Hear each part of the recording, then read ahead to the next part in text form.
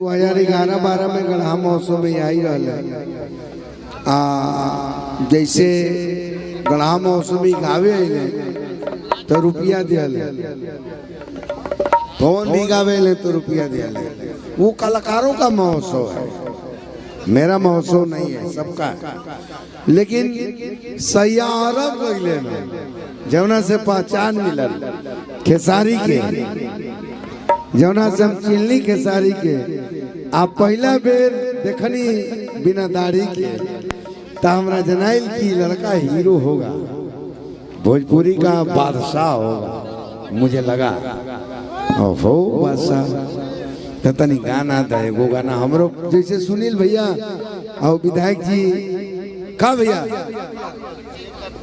हो जाओ ना कि सही आयो रब गइले ना।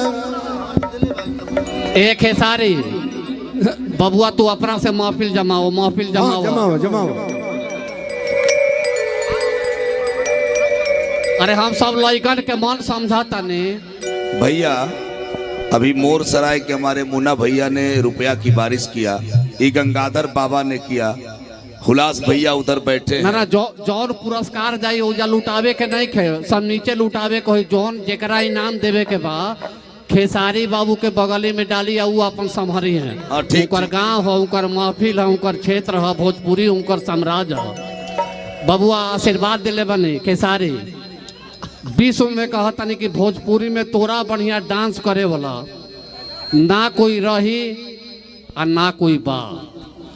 बहुत बहुत हम चाहते हैं कि अभी तक कोई नहीं है, बट आगे अगर नहीं होगा तो भोजपुरी बर्बाद हो जाएगी। हम आखिरी नहीं है इस भोजपुरी के, हम आखिरी ना है और हम यो चाहब कि भोजपुरी में आखिरी कुछ ना होके। सच पूछी तो हमरो से निमन नाचे वाला लोग बाउकर पहचाने नहीं खे बनल। करेजा में धक्का लगा था बबुआ, करेजा में धक्का लगा था, तने ऐसा सुना दे।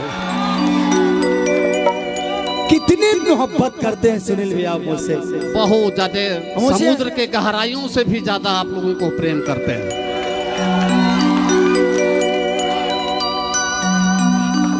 कि नहीं हर में लागल बड़े गहकी जवानी पिया से हो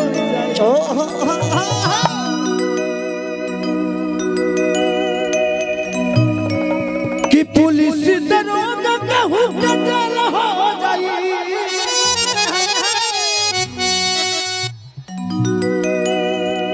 कि सारा सिस्टम मेरा जब फेल हो जाई। खेसारी के फेल ना हुई कि नहीं हर में लागल बाड़े गहकी जवानी पिया से हो फगुआ बबू। अच्छा ये बताई रो हमरा के मुआरे खाती बोलोले बनी जियाइब जान दे दे वो तो हम लोग खाते भाई हतना एक से काल कलाकार जो कि आज के डेट में भोजपुरी के सबसे बड़ा गाना राकेश मिश्रा जी का, हमारे अंकुश राजा जी का, हमारी सोना सिंह जी का, और हम सब मिश्रा जी के भी मौका दे दिया, राकेशों के मौका दे दा भाई। हम एको शब्द से ना बोलते तक बात समझो। ई जिला ई माटी में गुण हो, जौना घरी जौन पसंद आ जाए ओकरा बाद दूसरा का फेरा में ना रहे। सच्चाई बा, सच्चाई बा। अभी सुनील भैया के करेजा में, मन में, तन में, धन में और पन में, सब में अभी खाली खेसारी नाचता रहे। एकदम बबू, वो तो बात अलग है। आप लोग नया बनाता रंगदारों के भत्तार हवे राजा हो।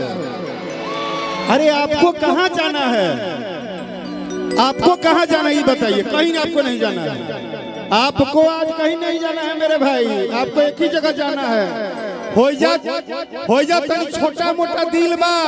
सुनील भैया जहाँ बैठे रहे दिल छोटा बा लेकिन समुंदर लिखा बा। आप समाइए कि हमर सैया जी हुए हैं थानेदार, उससे भी अच्छा बात वही है। आज आप वही रहिए, हम लोग चाहते हैं कि इस आज गाने में हम लोग भी लेके भाई। हम सबके मंच का सबसे बड़ा कलाकार हमारा भाई जो कि मंच का मसीहा है, ये राजा है, ये राजा है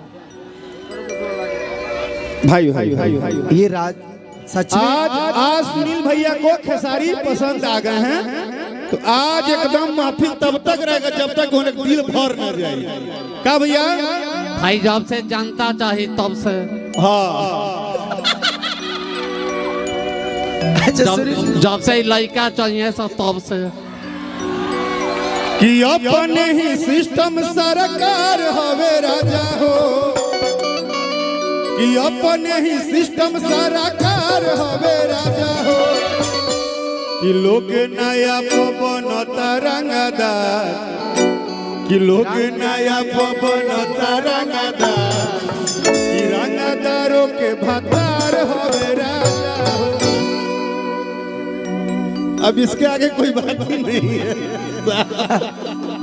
और बहुत सारे आर्टिस्ट और कलाकार, मेरा भाई और अरे जितेंद्र जख्मी जी, हेलो, बहुत अच्छे राइटर हैं ये, बहुत प्यारे राइटर हैं ये। आप लोगों ने सुना होगा गोलू का बहुत प्यारा गाना था कि याद कर जहिया कुंवारी रहलू,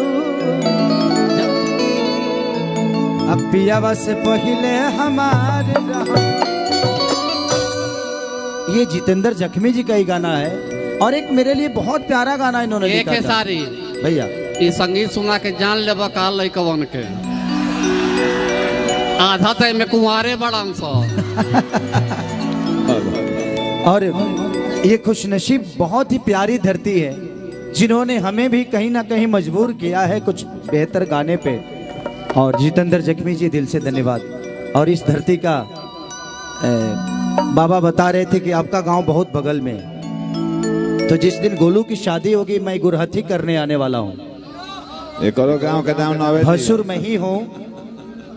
अभी तक हम लोग फोन पे बोल रहे थे कि आपका गुरहथी करूंगा, मैं आज मंच से बोल रहा हूँ कि गोलू मेरा बहुत ही प्यारा भाई है, इसका गुरहथी मैं ही करूंगा और अंगना में जाकर मैं ही दगाना चढ़ाऊंगा अपने उस भवे के लिए।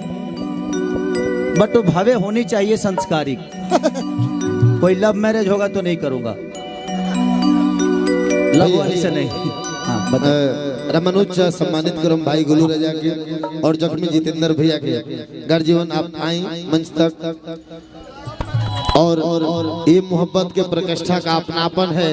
और भाई गोलू राजा को सम्मानित करेंगे गर्जीवन रमनुज चाचा अंग वस्त्र से।